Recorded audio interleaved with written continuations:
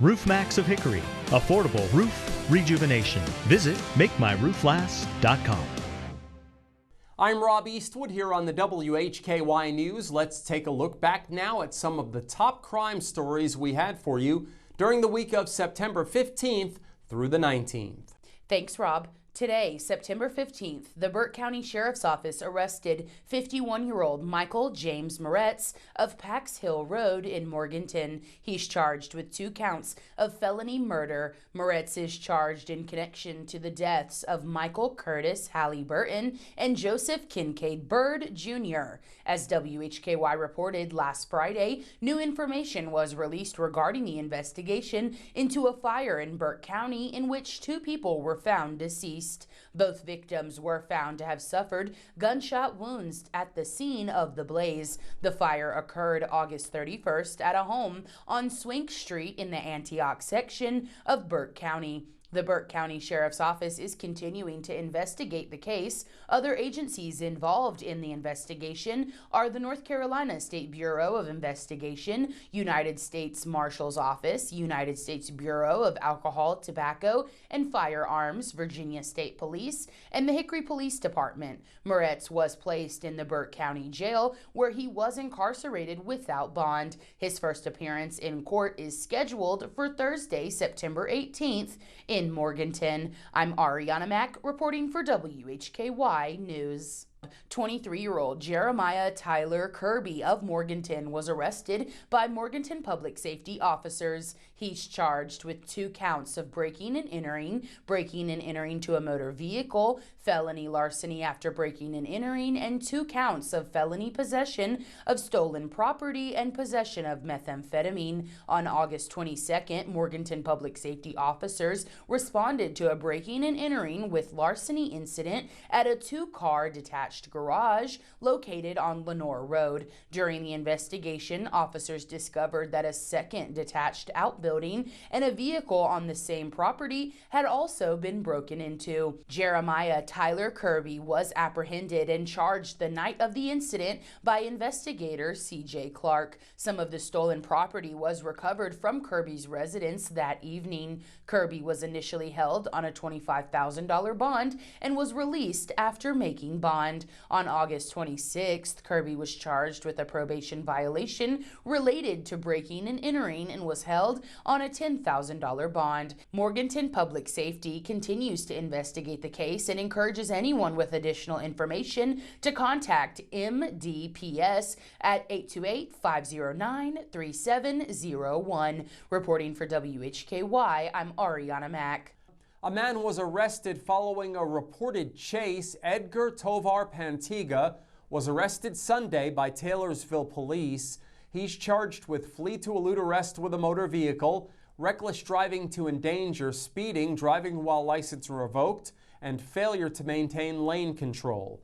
On Sunday, Taylorsville police officers reportedly attempted to stop a vehicle driven by the suspect after it passed officers at a high rate of speed on Highway 64. When officers attempted a traffic stop, Tovar Pantiga allegedly accelerated and fled, leading to the arrest. He was brought before a magistrate who issued a $23,500 secured bond. 21-year-old Kane Levance Alfred Bruce was arrested on Friday by Alexander County Sheriff's officers. He's charged with 17 counts of breaking and entering to a motor vehicle, 7 counts of larceny, 3 counts apiece of attempted breaking and entering to a motor vehicle, and larceny of a firearm, along with a single count of larceny of a motor vehicle.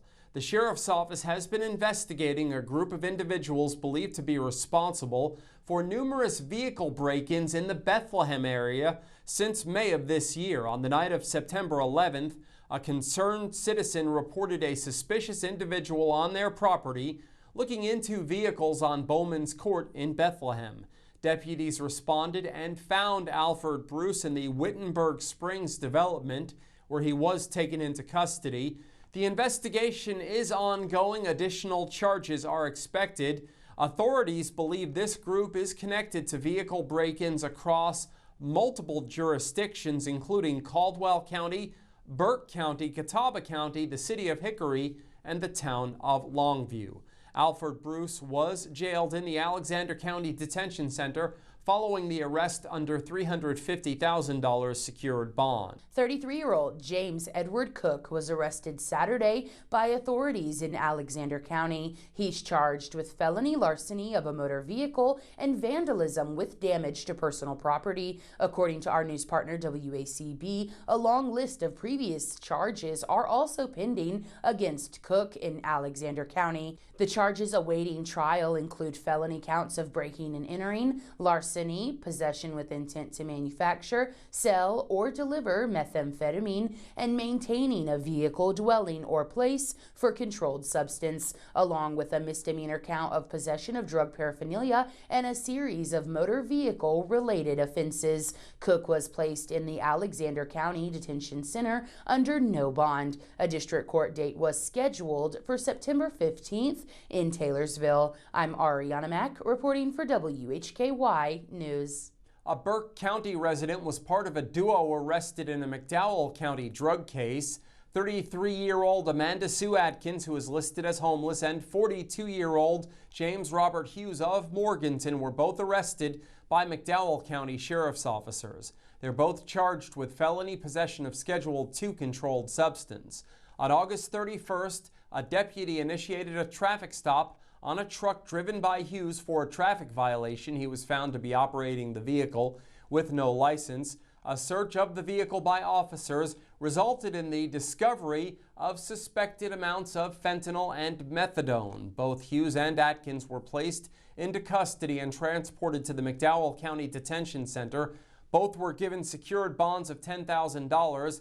Atkins will appear in district court September 19th.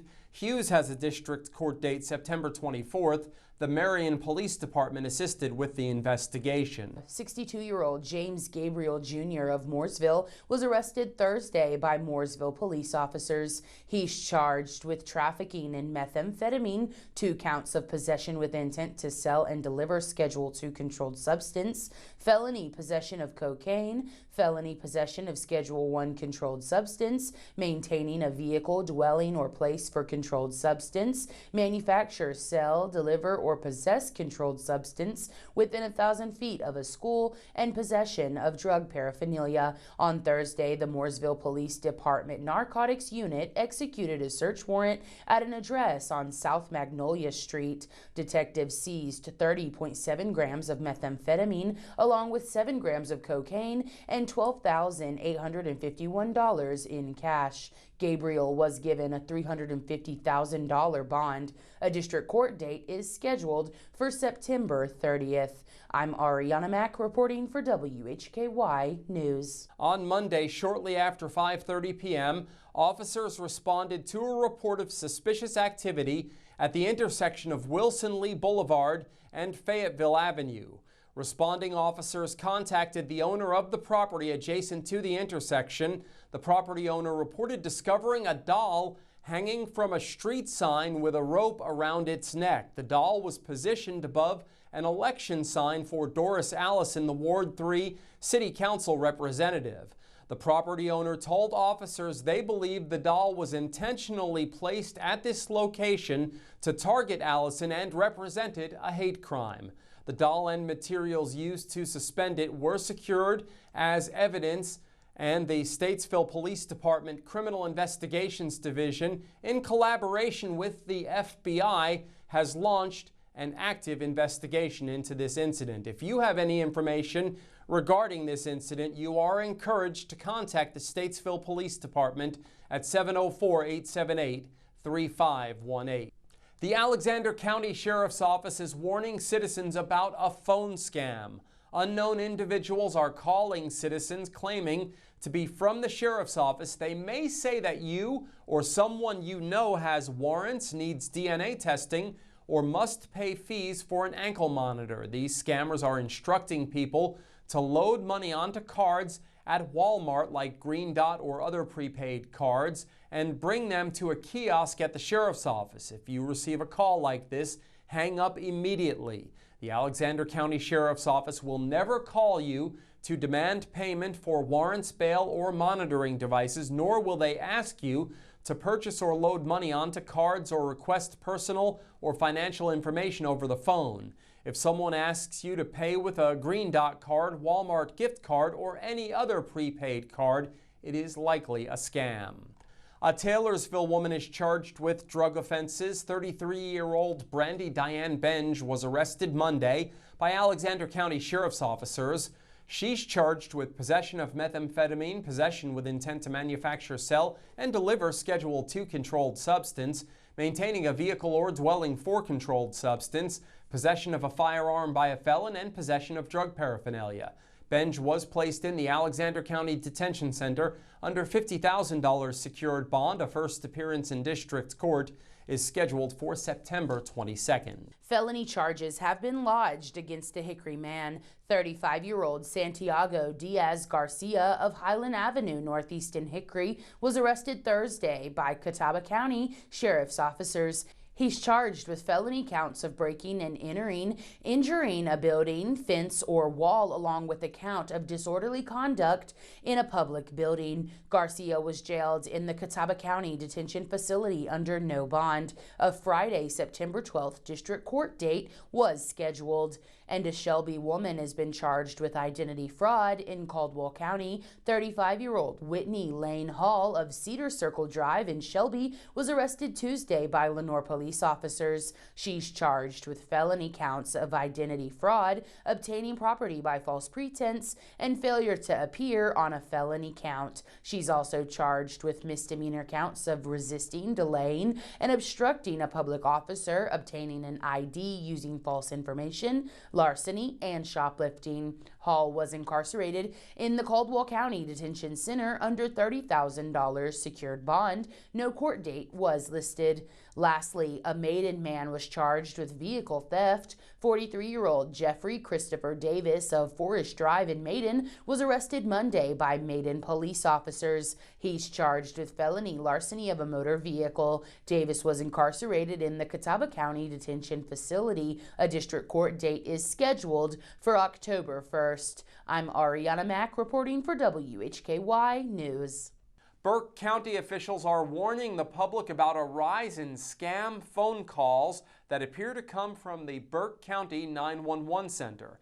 This technique, known as spoofing, allows scammers to fake caller ID information to make it look like the call is coming from a legitimate public safety number. Heather Joyner, Burke County Emergency Communications Executive Director, said Burke County 911 will never call you asking for money, banking information, or your social security number. If you receive a call like that, hang up immediately and report it.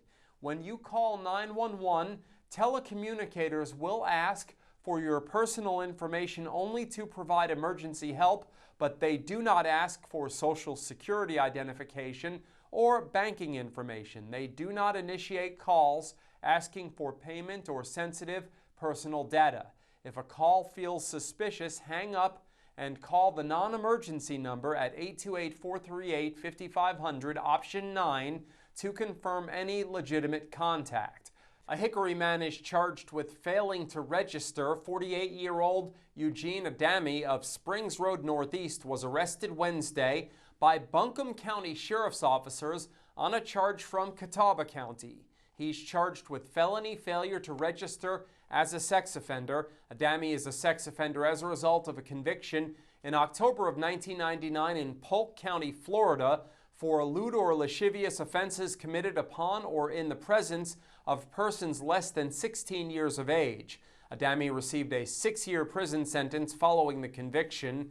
Following Wednesday's arrest, Adami was confined in the Catawba County Detention Facility under $15,000 bond. A district court date is set for September 22nd. 3 have been charged in connection to a shooting incident. The Lincoln County Sheriff's Office charged 18-year-old Patrick Neal Bivens with 2 counts of felony shooting into an occupied dwelling. 20-year-old Rachel Brooke Wagner is charged with felony aiding and abetting, and a 15-year-old male juvenile is charged with 2 counts of felony shooting into an occupied dwelling. The incident occurred at an address on Sunny Hill Drive August 30th of this year, shortly after 11 p.m. On the night of the incident, deputies responded to reports of gunfire at the residence where 2 bullets struck the home, with one penetrating a window and lodged in the bedroom wall of a 16-year-old occupant. 9 individuals were inside the home at the time. No injuries were reported. Full details on the case at our website, WHKY.com. A Thomasville man faces sexual exploitation charges in Burke County. 22-year-old Michael Lee Lester Jr. was charged by the Morganton Department of Public Safety with 2 counts of first-degree sexual exploitation of a minor. On July 21st of this year, Public Safety received a report of sexual exploitation of a minor. The suspect communicated with a minor child for the purpose of soliciting nude photographs and videos. The Morganton Criminal Investigations Division was assigned to the case. During the investigation, detectives submitted a subpoena for phone records. Investigators contacted the Invictus Task Force regarding the case. This task force is a joint effort of Randolph, Alamance, Davidson, and Forsyth counties, the State Bureau of Investigation, and Homeland Security, specializing in internet crimes against children. On September 16th, a search warrant related to the exploitation was executed, and Lester was taken into custody and was charged with 2 counts of second-degree sexual exploitation of a minor. On September 17th, Morganton detectives issued 2 additional warrants for first-degree sexual exploitation. The case remains under investigation. Additional charges are possible. This has been our weekly review of some of the crime stories we had for you during the week of September 15th through the 19th. The weekly summary is posted every Saturday on the WHKY YouTube channel, along with our top stories, the crime report, local sports, and community focus. I'm Rob Eastwood, and thank you so much for watching the WHKY News.